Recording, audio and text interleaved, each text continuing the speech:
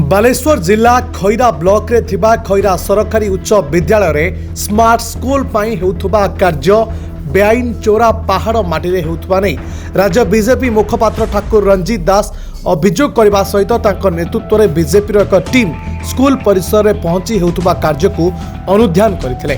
खैरा सरकारी उच्च विद्यालय स्मार्ट स्कूल मान्यता पाइबा परे स्कूल उन्नति पाई कार्य चली। कार्य को खैरा वीडियो परशुराम पंडा एवं विभागीय जंत्री स्मिताश्री दास अनुधान करुछंती।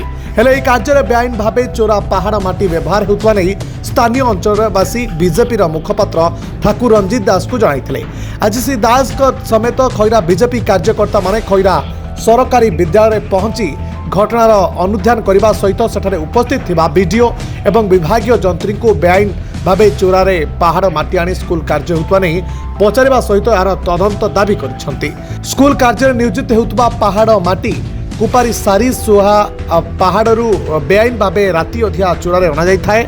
बीजेपी नेता श्री दास अभियोग करने सहित सारीसुआ पहाड़ में 144 धारा लागू होता बेले स्थानीय विधायक तथा पर्यटन मंत्री हाथ बारी साजी सरकारी अधिकारी माने बेआईन भावे पहाड़ माटी चोरा चालाण करी सरकारी कार्य करुवा अभियोग करने सहित खुद सरकारी अधिकारी किभली राति अधिया बेआईन भावे पहाड़ माटी चोरा चालाण कार्य करुछंती ताकू नै प्रश्न उठाइछंती।